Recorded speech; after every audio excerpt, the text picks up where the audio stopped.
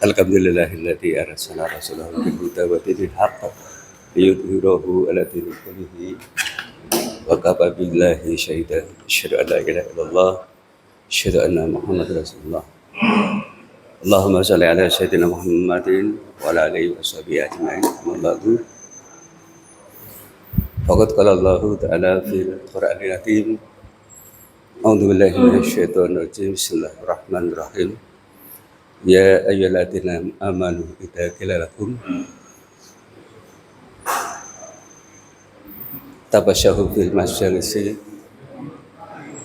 fafsahu yafsahillahu alladzina amanu minkum wa idza qila wang suju Bariyallahu alladzina amanu minkum walladzina yutul ilma darajat. Sadaqallahul azim. Wa qala Rasulullah man salaka tariqal yaltamisu bihi ilman kana sallallahu lahu tariqan ilal jannah. Sadaqallahul azim. Para jamaah yang dirahmati Allah, setiap 2 minggu sekali, ini saya tegaskan kembali, Masjid Jami Asyakirin mengadakan kajian ba'da subuh. Dan ini mohon menjadi catatan kepada para jamaah, kiranya pada minggu kedua dan minggu keempat ini sudah menjadi jadwal rutin.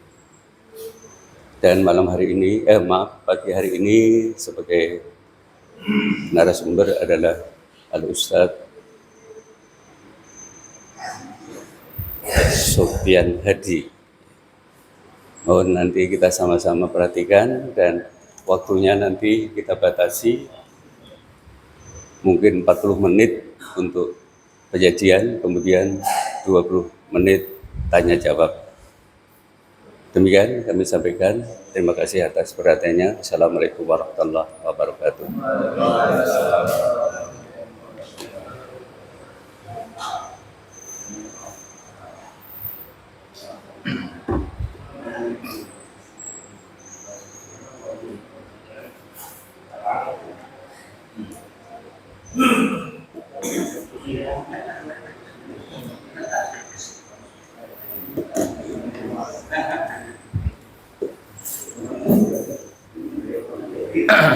Baik, a'udzubillahi minasyaitonir rajim. Bismillahirrahmanirrahim.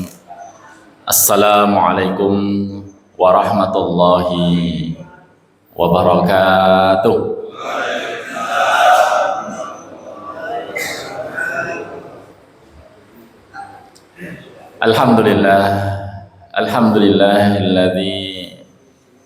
Alhamdulillah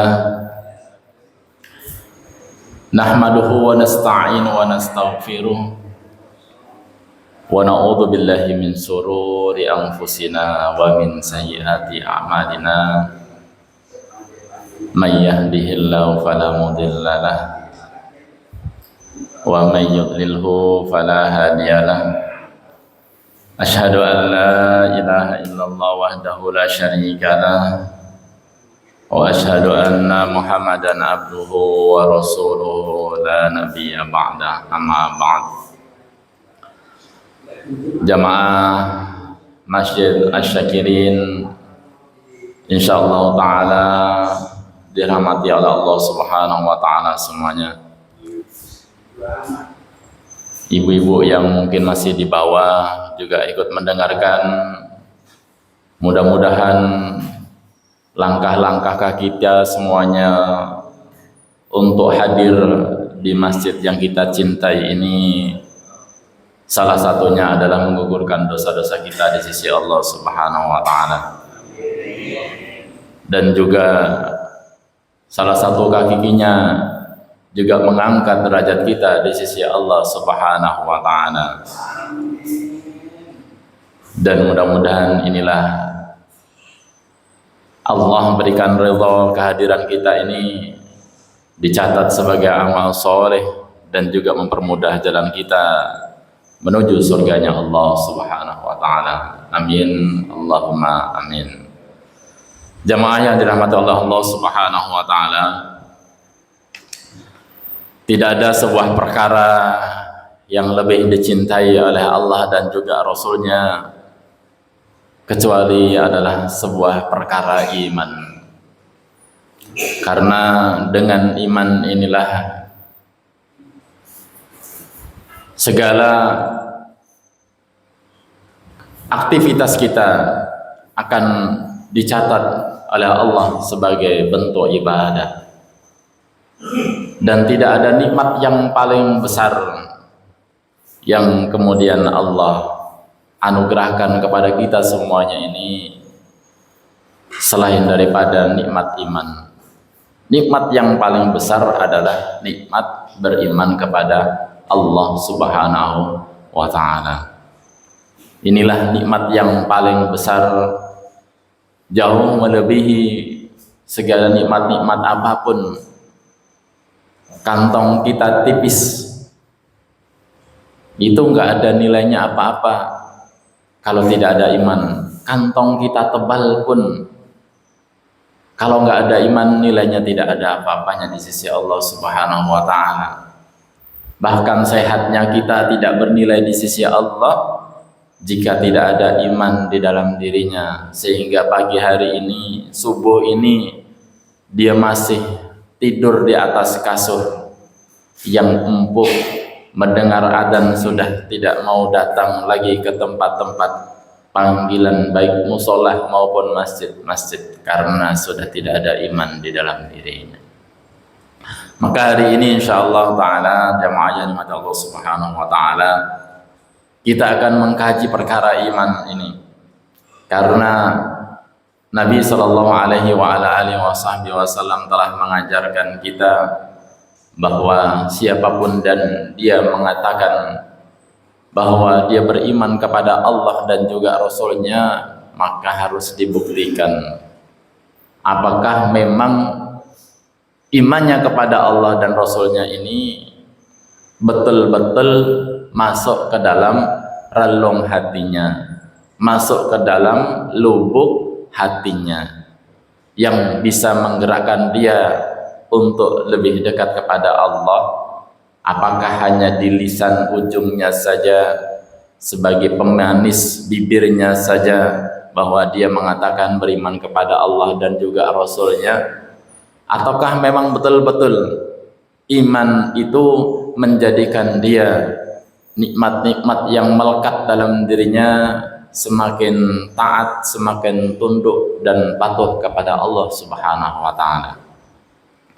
Maka dalam hadis riwayat Bukhari wa Muslim dari sahabat yang mulia Anas bin Malik radhiyallahu taala anhu, bahwa Nabi sallallahu alaihi wa ala alihi wasallam bersabda, "Salasun man kunna fihi wajada bihinna halawatal iman, ayyakuna Allahu wa rasuluhu ahabba ilaihi mimma siwahuma, wa an yuhibbul mar'a la yuhibbuhu illa lillah, wa an yakraha an ya'uda fil kufri kama yakrahu an yukhdhafa fin nar, wa fi riwayat al-Bukhari wa hatta ayyukhdhafa finnar ahabbu ilaihi min an yarji'a ilal kufri ba'da id amqadahullah."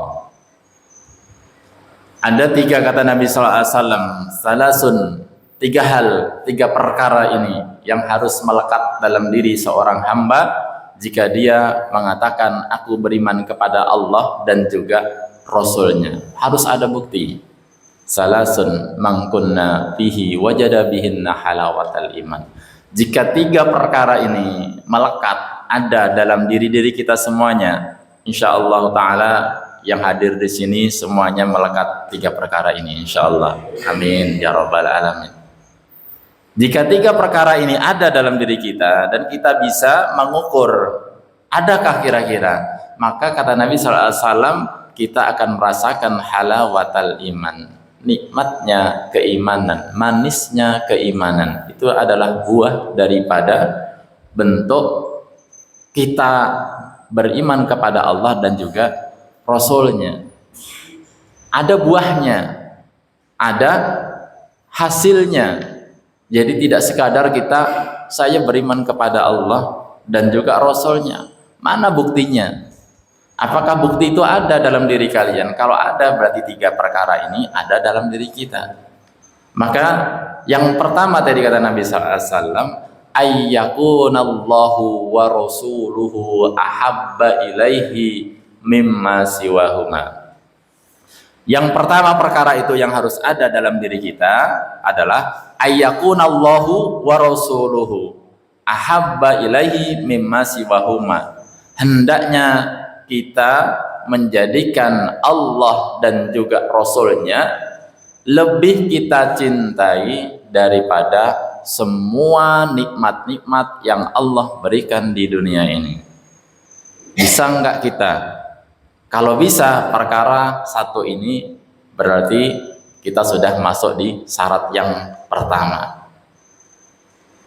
Kita menjadikan Allah dan Rasulnya lebih kita cintai dibandingkan seluruh apapun nikmat-nikmat yang melekat dalam diri kita. Apa saja nikmat-nikmat yang melekat dalam diri kita? Kita di dunia ini senangnya apa saja? Pokoknya semua senang-senang nikmat-nikmat yang melalaikan kita itulah yang harus mulai kita pinggirkan.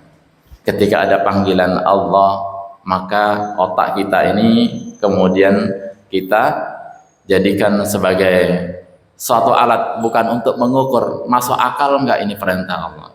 Tidak demikian, karena ini adalah pikiran-pikiran orang-orang yang tidak ada iman dalam dirinya. Sementara kita mengaku iman kita kepada Allah dan juga Rasulnya. Ketika perintah Allah datang, apa yang kita katakan? Sami'na wa ata'na. Jangan sami'na wa asoina. Kami dengar, kami taat. Kalau kita ngomong beriman kepada Allah, nggak peduli kita sedang aktivitas apapun, kalau sudah perintah Allah itu datang, maka harus kita tinggalkan semuanya itu. Kesibukan apapun yang kita lakukan di dunia ini, ketika sudah ada panggilan Allah maupun panggilan Rasulnya Muhammad sallallahu alaihi wasallam, harus kita tinggalkan. Maka ada semboyan di salah satu perusahaan itu, utamakan sholat. Utamakan sholat. Aktivitas apapun ketika panggilan Allah datang harus ditinggalkan semuanya. Ini sudah sering kita ingatkan, dan untuk mengingatkan pribadi Al-Fakir sendiri. Maka Allah sampaikan di beberapa ayatnya, salah satunya dalam surah Al-Taubah ayat ke-24. Qul in kana aba'ukum wa abna'ukum wa ikhwanukum wa azwajukum wa ashiratukum wa amwalun iqtaraftumuha wa tijaratun tahshawna kasadaha wa masakinu tardawnaha ahabba ilaikum minallahi wa rasuli wa jihadin fi sabili fatarabbasu hatta ya'tiyallahu bi amri wallahu la yahdil qaumal fasiqin. Katakan wahai Muhammad, sampaikan ini kepada umatmu, kalau kalian mencintai aku dan juga mencintaimu, maka ini harus diperhatikan.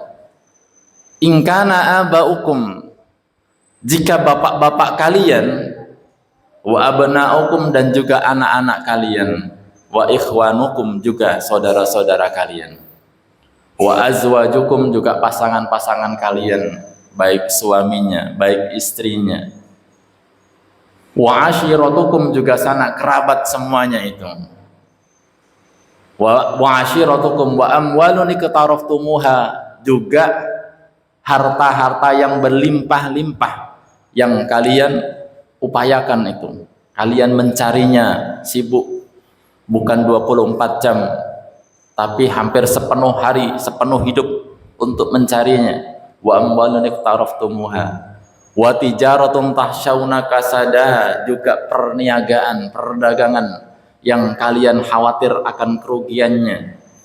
Wa masakinu tardawnaha, juga rumah-rumah tempat tinggal yang kalian begitu sangat mencintainya.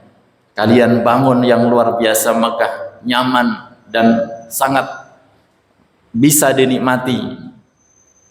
Wa masakinu tardawnaha ahabba ilaikum minallahi wa rasuli, semua itu lebih kalian cintai daripada Allah dan juga Rasulnya, wa jihadin fi sabili, juga panggilan untuk berjihad di jalan Allah Subhanahu wa taala, fatarabbasu, maka tunggulah, kata Allah, fatarabbasu hatta ya'ti Allahu bi amri, hingga Allah mendatangkan keputusannya, wallahu la yahdil qaumal fasiqin. Dan mereka-mereka tadi yang menjadikan yang disebut-sebut tadi lebih mereka cintai, dianggap oleh Allah sebagai orang-orang yang fasik dan tidak akan mendapatkan hidayah dari Allah Subhanahu wa taala. Ini ancaman Allah yang sangat keras. Maka banyak di antara kita hidupnya susah, hidupnya nggak bisa diatur, kita sendiri bingung mau ngapain, padahal kita punya Allah dan Rasulnya. Jangan-jangan perkara yang pertama ini tidak ada dalam diri kita. Ini petunjuk-petunjuk yang harus kita amalkan di dalam kehidupan kita ini, agar hidup kita ini bisa berjalan dengan keinginan Allah. Kita itu banyak memaksakan diri, hidup itu pengen dengan keinginan kita. Betul apa betul? Keinginan kita ini yang kita paksakan, enggak keinginan Allah. Padahal yang mengatur itu bukan kita, Allah yang mengatur. Rabbul Alamin, yang mengatur seluruh alam semesta ini Allah. Allah Subhanahu wa taala. Tapi kita sering memaksakan diri, keinginan kita ini. Pokoknya saya pengen ini, pengen ini, pengen ini, pengen ini, enggak mengikuti petunjuk Al-Qur'an maupun hadis Nabi sallallahu alaihi wasallam. Nah, sebetulnya ayat tadi itu terkait dengan peristiwa ada sahabat-sahabat itu yang sudah beriman kepada Nabi sallallahu alaihi wasallam, tapi mereka tidak mau meninggalkan kota Mekah karena merasa sudah nyaman di Mekah, tidak mau hijrah ke Madinah. Sementara yang memiliki iman yang kuat kepada Allah dan juga Rasulnya, mereka tinggalkan itu semua harta kekayaannya, hijrah dengan tangan kosong, karena dia yakin bahwa Allah lah yang mengatur segalanya. Ketika Allah perintahkan hijrah, dia hijrah, dia tinggalkan itu semuanya. Allah muliakan mereka semuanya radhiyallahu ta'ala anhum. Jadi Allah berikan ridha kepada para sahabat semuanya itu, karena perintah-perintah Allah semuanya dilaksanakan. Iman yang ada dalam dirinya yang menggerakkan semuanya. Hari ini, akhir zaman ini, sudah banyak kita ini disibukkan dengan aktivitas dunia, sehingga banyak melalaikan kita. Ngomongnya kita cinta, beriman kepada Allah dan juga Rasulnya, harus kita buktikan. Maka hari ini, pagi hari ini, Allah hadirkan kita. Ini adalah sebagai bentuk nikmat yang paling besar. Nikmat yang paling besar. Tapi saya duitnya di rumah itu nggak ada, Ustadz, utang saya banyak. Udah biarin, Allah nanti yang beresin semuanya. Ghaniyun, Allah itu al-ghaniyyu, maha kaya. Semua ini kita dititipin sama Allah. Ini ada titipin duitnya banyak, ada yang sedikit, ada yang dikasih rumah gede, ada yang nggak dititipin anak, ada yang dititipin anak banyak tapi duitnya pas-pasan, ada yang dicukupin ilmunya, macam-macam. Amanah Allah berikan kepada kita berbeda-beda. Jadi ketika nikmat itu lebih daripada kita ini, jadikan perintah-perintah Allah dan juga Rasulnya itu harus kita dahulukan. Tadi ayat tadi itu banyak sekali yang Allah sampaikan, pelajaran-pelajaran bagi kita semuanya.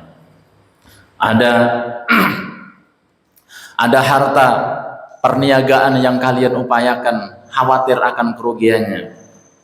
Perdagangan, bisnis, pengusaha, kalau dia nggak ngaji, maka semua yang dihasilkan ini khawatir tidak ada nilainya di sisi Allah Subhanahu wa ta'ala. Karena dia akan mencari klien-klien yang menguntungkan saja. Nanti di hadis tadi yang kedua, syarat yang kedua nanti baru Nabi SAW sampaikan.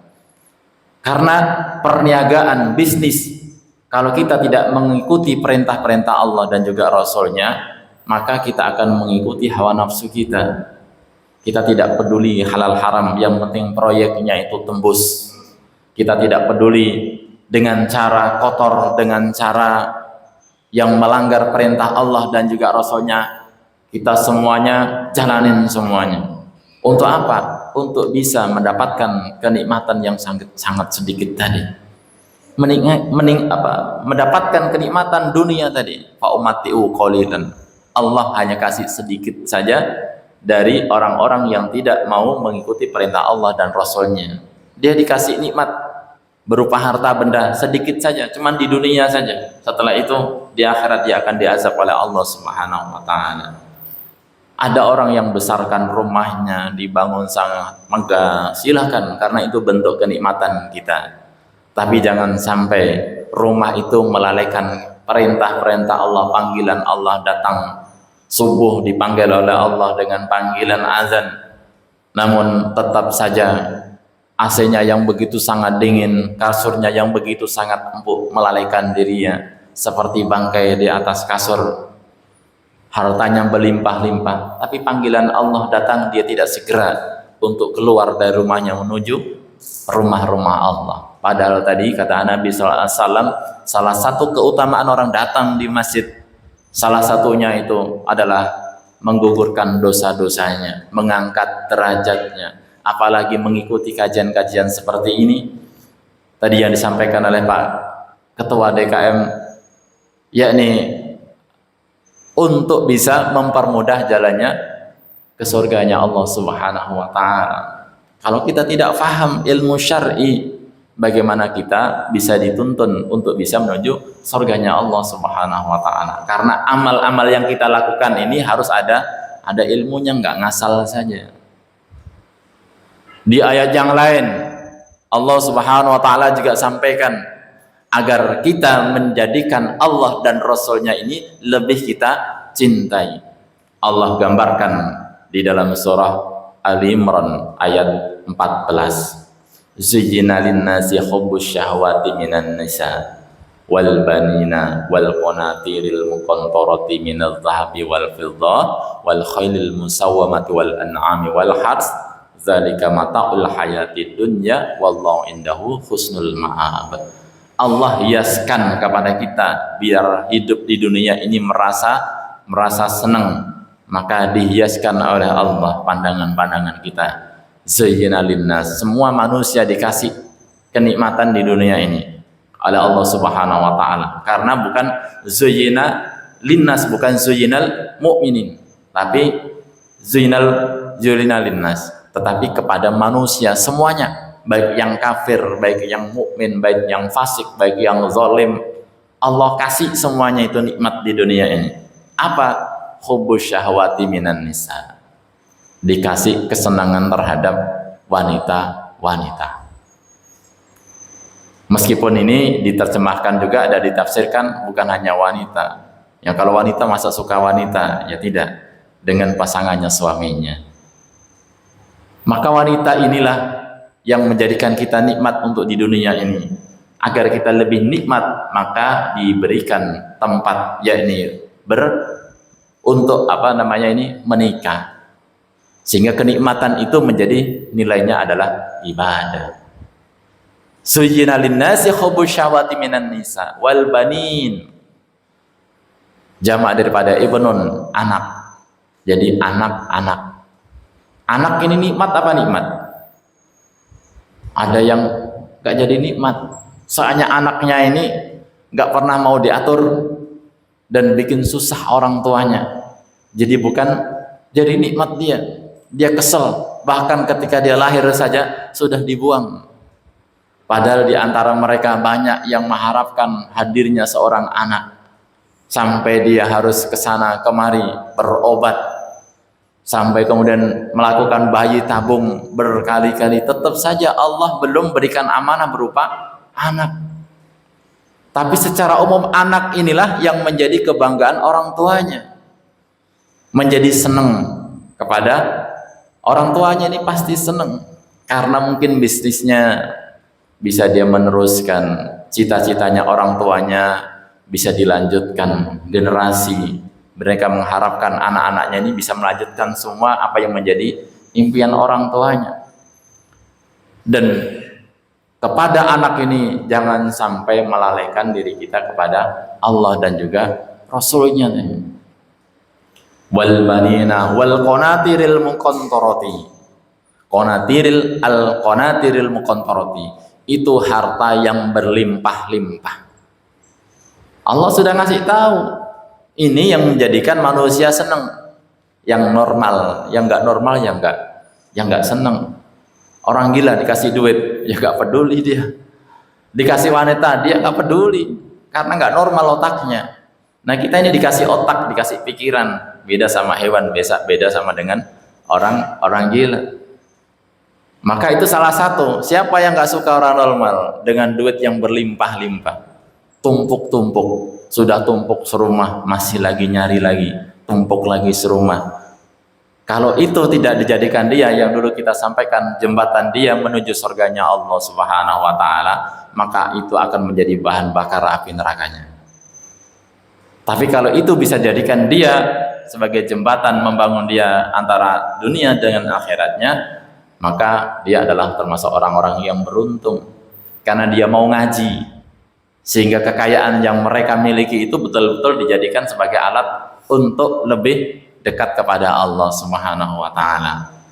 Sebagaimana Abdurrahman bin Auf, sebagaimana Nabi Sulaiman alaihissalatu wassalam, Utsman bin Affan, Rasulullah, dan lain sebagainya, yang menjadikan nikmat itu adalah untuk lebih dekat kepada Allah Subhanahu wa Ta'ala, yakni harta yang berlimpah-limpah. Semua pasti suka, bahkan dengan segala macam cara mereka lakukan untuk bisa mendapatkan uang yang berlimpah-limpah. Korupsi. Kenapa korupsi itu terjadi? Karena tadi Allah hiaskan dalam dirinya nikmat bisa mendapatkan harta yang berlimpah-limpah, tapi tidak ada iman dalam dirinya. Oh, tapi dia muslim, Ustaz. Iya, muslim, hanya tadi imannya yang dia ucapkan hanya di penghujung lidahnya saja, pemanis bibirnya saja. Kebetulan karena dia dilahirkan dalam keadaan muslim, orang tuanya muslim. Oh, tapi dia ngerti agama loh, Ustaz.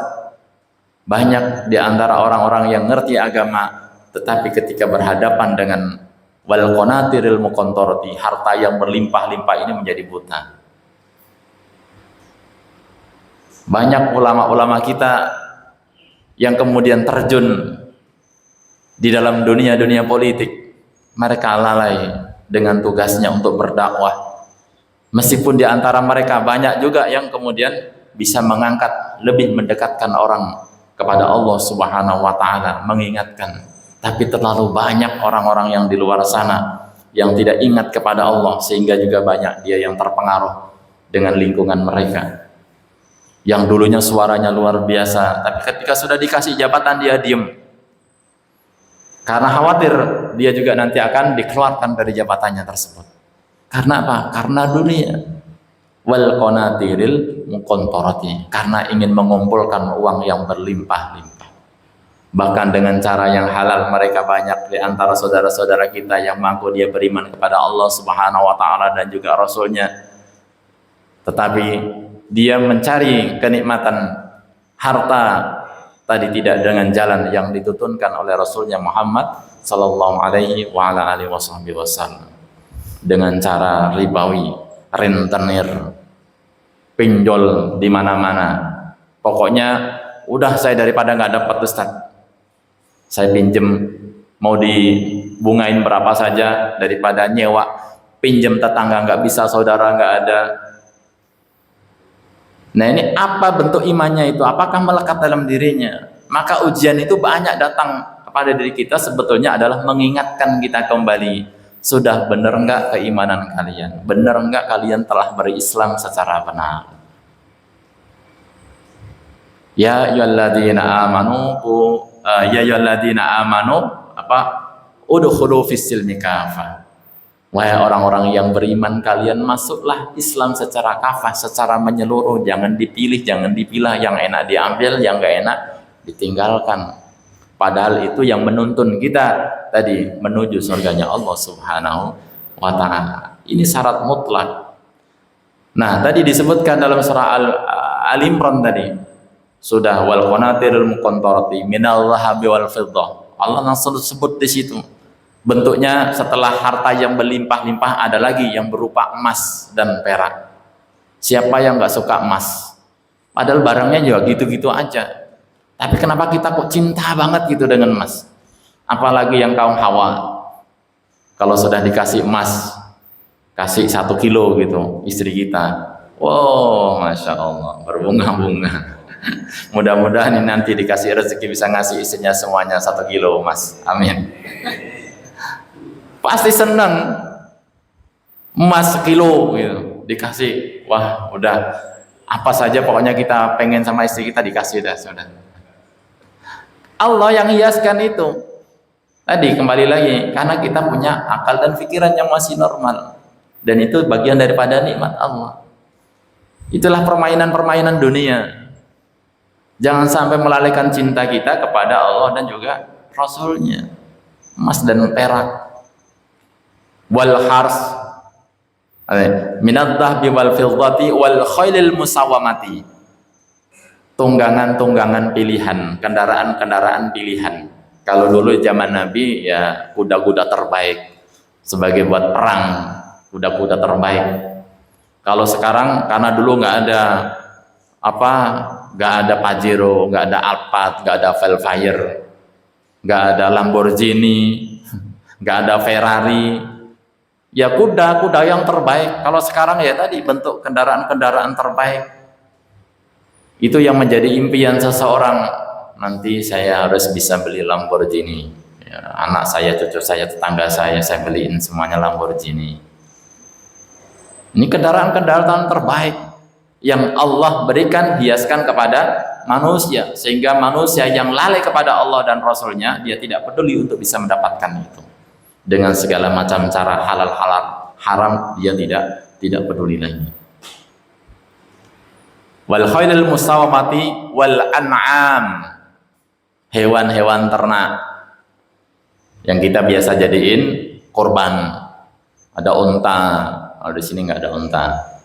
Ada sapi, kerbau, kambing, bukan ayam. Ya.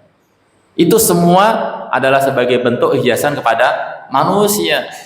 Berlomba-lomba untuk bisa mendapatkan itu semuanya. Dikasih tahu sama Allah, itu loh yang kalian suka-suka itu. Udah tak kasih tahu semuanya.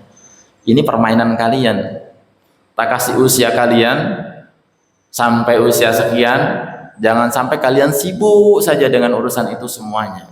Ingat tempat kalian bukan di sini. Tempat kalian jannatun tajri min tahtihal anharu khalidina fiha abada, surga yang kekal selama-lamanya nikmatnya, yang tidak seperti di dunia ini yang sangat singkat sekali. Wal hars juga sawah ladang, tanah-tanah, sawah ladang, aset-aset. Ya, sampai kadang-kadang saking cintanya dengan tanah ini, tanah milik tetangga diakuin juga. Sejengkal tanah yang milik tetangga yang tidak menjadi haknya, maka dia akan dimintai pertanggungjawaban di sisi Allah Subhanahu wa taala. Cuma sejengkal saja, sedikit saja. Apalagi yang bermeter-meter, apalagi yang berhektar-hektar, beribu hektar, berjuta hektar. Itu manusia disibukkan dengan aktivitas itu tadi. Maka Allah sampaikan di situ zalika mataul hayatid dunya. Tadi semuanya tadi yang nikmat-nikmat yang membuat kita lalai untuk lebih cinta kepada Allah dan juga Rasulnya, mendengar perintah-perintah Allah semuanya. Zalika mataul hayatid dunya. Ingat, itu adalah kenikmatan di dunia. Itu semuanya tadi bentuk nikmat-nikmat yang ada di dunia, diingatkan oleh Allah. Iya Ustaz, tapi ya saya dengar, tapi untuk meninggalkannya ya memang berat. Zalika mataul hayatid dunya. Ingat, itu adalah bentuk nikmat yang ada di dunia. Allah kasih solusi, wallahu indahu husnul ma'ab, dan tempat yang terbaik kembali kepada Allah, yakni surganya Allah Subhanahu wa taala. Boleh kita maksimal di dunia ini, mengejar tadi nikmat-nikmat tadi, tapi jangan sampai itu kemudian jadi prioritas kita yang pertama. Apa sih tujuan Allah menciptakan kita di dunia ini? Ya ini untuk bisa menjadi hamba-hamba yang taat kepada Allah Subhanahu wa taala. Menjadi hamba-hamba yang bertakwa. Ini syarat yang pertama. Ayyakunallahu wa rasuluhu ahabba ilaihi mimma siwahuma. Hendaknya kita tadi mencintai Allah dan juga Rasulnya lebih kita cintai daripada semua yang melekat nikmat-nikmat kepada kita semuanya itu. Maka kembali di dalam surah Al-Taubah tadi, bahwa ketika kita mencintai tadi, Allah akan berikan mereka fatarabbasu, diancam oleh Allah, fatarabbasu. Kalau kalian lebih mencintai tadi semuanya nikmat-nikmat yang ada di dunia tadi, tunggulah.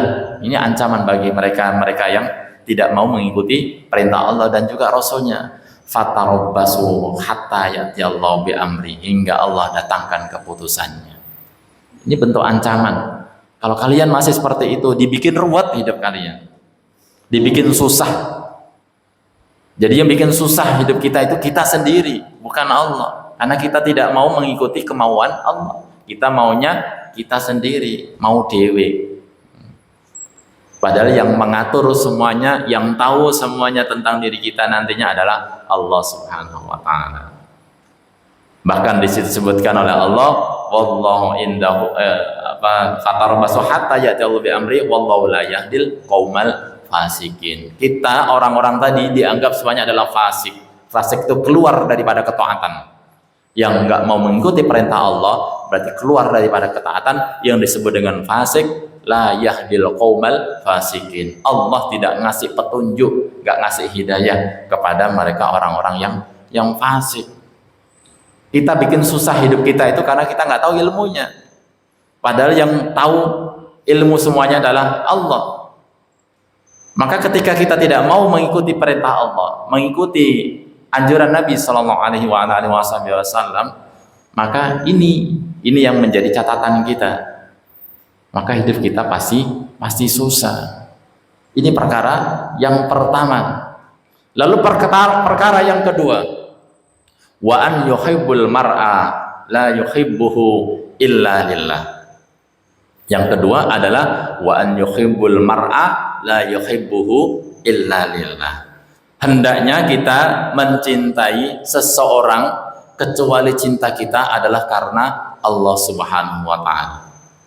Hendaknya kita cinta kepada seseorang kecuali cinta kita adalah karena Allah Subhanahu wa taala. Artinya saudara-saudara kita yang ada akidah, ada kalimat la ilaha illallah di dalam diri mereka, maka wajib untuk kita mencintainya. Ini kita saudara semuanya, saudara seiman. Insya Allah kita semuanya dikumpulkan di dalam surganya Allah Subhanahu wa taala. Amin. Karena kita ada kalimat la ilaha illallah. Itu yang menjadikan ikatan kita yang begitu sangat kuat. Innamal mu'minuna ikhwah. Sesungguhnya kita ini yang ada kalimat la ilaha illallah, yang mengaku beriman kepada Allah dan Rasulnya adalah saudara. Maka sahabat Nabi kemudian diberikan sampai istrinya dikasihin. Sahabat Ansor dan Muhajirin dipersaudarakan oleh Nabi Sallallahu Alaihi Wasallam, dipersaudarakan dalam ikatan iman. Maka ketika sahabat Muhajirin ini tidak memiliki apa-apa, diberikan semua apa yang kau suka, kata sahabat Ansor. Bahkan kau tidak membawa istri, ambil salah satu dari istriku. Karena istrinya memang banyak pada saat itu. Belum turun surat An-Nisa yang kemudian membatasi Islam untuk bisa nikah maksimal 4. Masih boleh banyak, jadi istrinya masih banyak. Dari suruh milih mana yang kau suka, ambil. Akan kuceraikan salah satu dari istriku. Kalau sekarang istrinya satu ya jangan dikasih. Itu saking cintanya. Karena ada ikatan iman. Nah zaman sekarang ini bahkan saudara sendiri yang ada kalimat iman di dalam dirinya la ilaha illallah, kalau dia tidak menguntungkan kita secara duniawi, secara materi, tidak ada keuntungan apa-apa, ya tidak kita cintai. Bahkan yang berbeda akidah itu banyak yang kemudian kita cintai karena kita mendapatkan keuntungan dunia. Padahal ini sudah jelas syarat yang kedua agar kita mendapatkan halawatul iman, yakni hendaklah dia mencintai seseorang kecuali karena cintanya dia karena Allah Subhanahu wa ta'ala. Berapa menit? 6 menit lagi. 6 menit lagi. Cepet banget ya. Giliran ngobrol yang dunia kasih panjang, kita ngajak ke surga cepat banget. Ya, baik, dipercepat. Yang ketiga tadi, ya, yang kedua tadi, hendaknya kita mencintai seseorang adalah kecuali karena Allah Subhanahu wa ta'ala. Baik, yang ketiga, wa an yakraha ay ya'uda fil kufri kama yakrahu ay yuqdhafa finnar. Wa an yakraha, hendaknya kita benci. Wa an yakraha ay ya'uda fil kufri, untuk kembali kepada kekafiran. Kama yakrahu ay yuqdhafa finnar, sebagaimana kita benci kalau kita dilemparkan oleh Allah ke dalam neraka jahanam. Sehingga ketika kita mau berbuat maksiat, kita ingat hadis Nabi SAW ini. Kalau kita mau berbuat maksiat, nggak ada orang yang ngertiin kita, nggak ada yang melihat kita.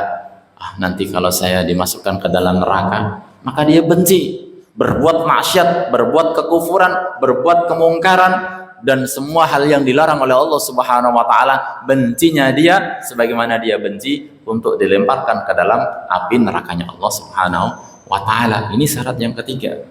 Wa fi riwayat al-Bukhari, dan dijelaskan lagi dalam riwayat al-Imam al-Bukhari, wa hatta ayyuqdhafa finnar, hingga dia cinta dengan api, dibakar dengan api, bukan api neraka.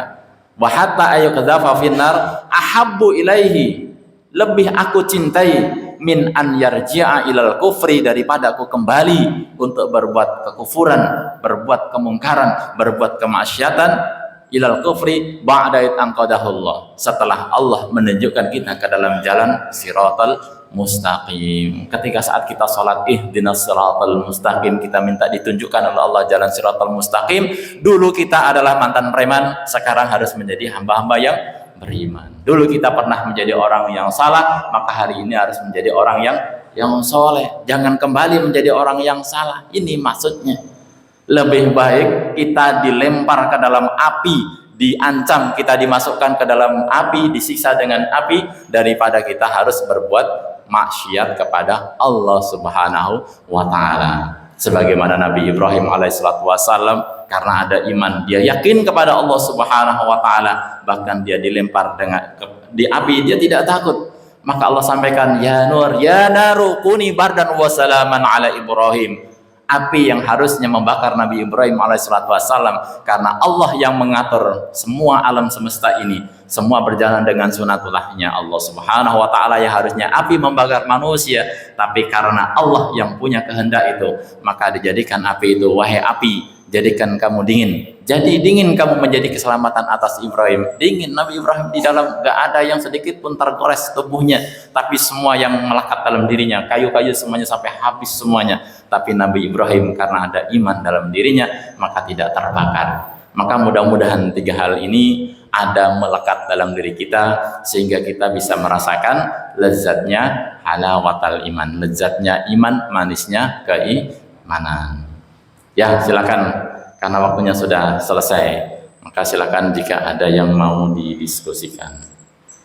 Pak Ketua DKM, silakan untuk mengawali pertanyaan. Silakan. Bismillah.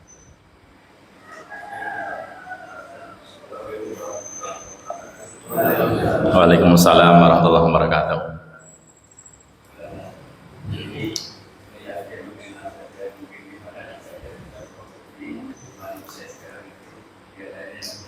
Agak kencangan sedikit Pak Haji, bisa minta tolong Pak, buat mic nanti yang tanya ya, biar dengar. Ya silakan diulang pertanyaannya Pak Haji. Nggak apa-apa, ya nggak apa-apa.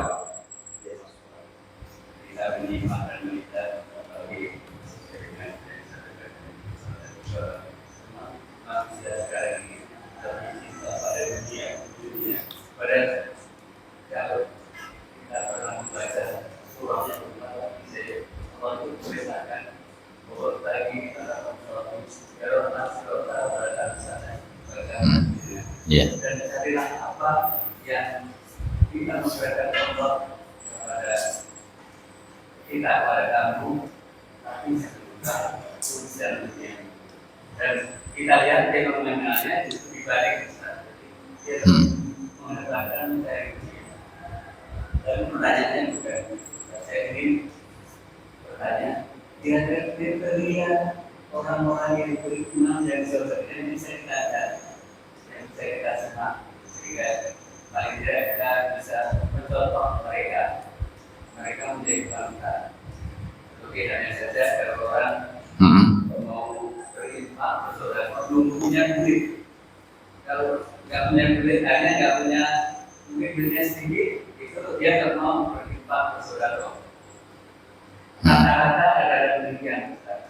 Jadi padahal nilai sedekah nilai infak itu lebih tinggi manakala seseorang yang rezekinya malah sedikit dibandingkan orang yang lebih kaya. Jadi pertanyaannya adalah pada bagaimana itu dari iman seseorang itu yang sebenarnya. Terima kasih. Waalaikumsalam warahmatullahi wabarakatuh. Masya Allah, luar biasa ya. Mudah-mudahan Allah sehatkan selalu Bapak Ketua DKM kita ya, biar bisa terus membersamai kita semuanya ya. Kriteria orang yang bisa kita jadikan sebagai toladan ya, kembali lagi figur kita ini kan kita sudah direlaikan dengan apa namanya, contoh-contoh yang dibawa oleh Nabi SAW, para sahabat, para tabi'an, tabi'ut tabi'in, mereka-mereka yang harus kita jadikan sebagai toladan. Jangan orang yang zaman sekarang. Kita ngaji karena banyak orang yang paham ilmu tapi untuk mengamalkannya susah.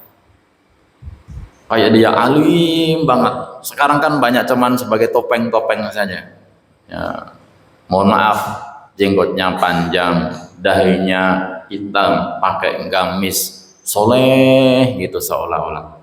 Tapi banyak juga mereka, sindikat-sindikat mereka demikian. Gak bisa kita hanya melihat casingnya saja. Kembali lagi, banyak kita belajar mengkaji sirah Nabawi, sunnah-sunnah Nabi, bagaimana Nabi SAW mengajarkan kepada kita. Ya dengan banyak ngikutin kajian-kajian. Jadi bukan figur kita kepada si ustadz Pak Yai, bukan. Kita ngaji, sekiranya mereka ada yang benar harus kita ikutin. Kayak ini kita sampaikan, jika salah nggak usah diikutin. Oh ini disampaikan oleh Ustadz Sofyan Hadi, jadi harus saya kerjakan. Yang baik kerjakan, yang salah itu dari diri saya sendiri.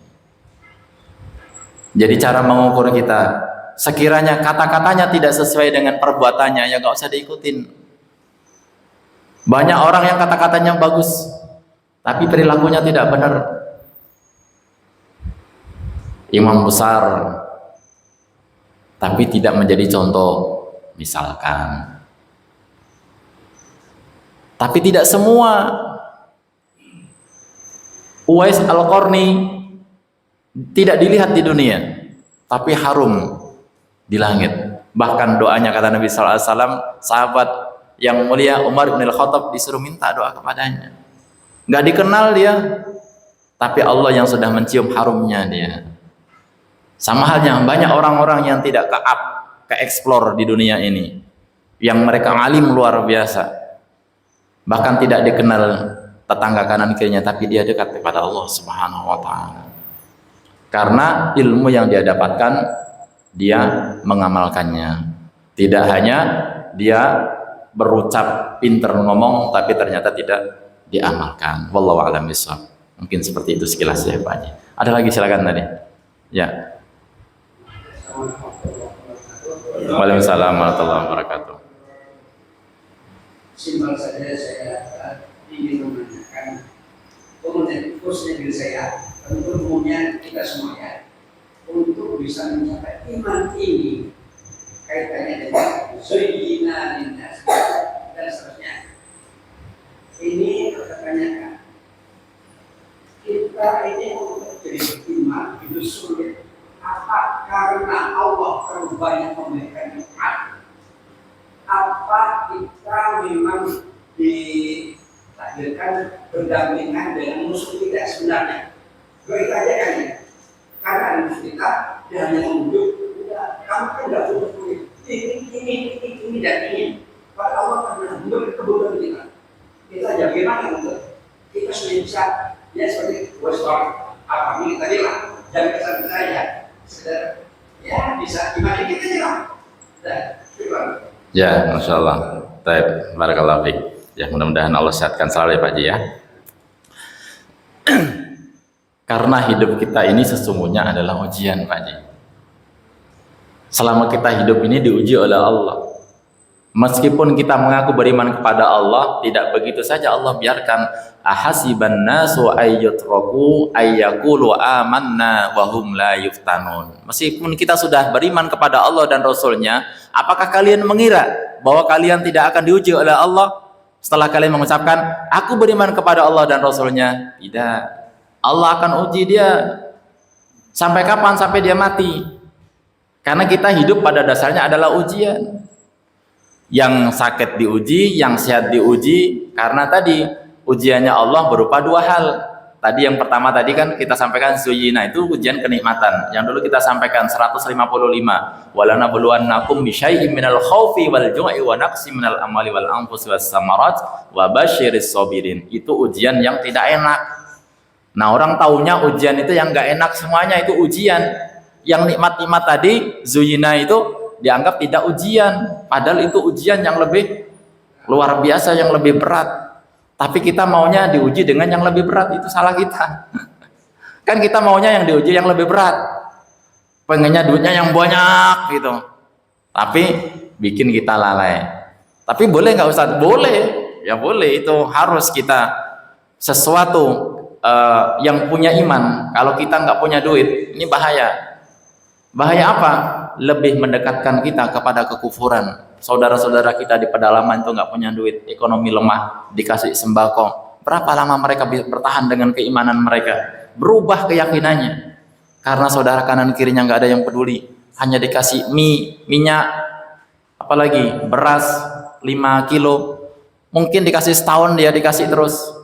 Mas, berubah dia akidahnya.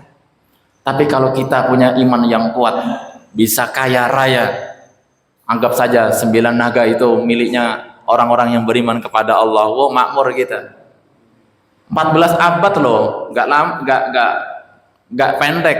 Itu jangka yang begitu sangat lama. 13 sampai 14 abad Islam menguasai dunia karena ada iman.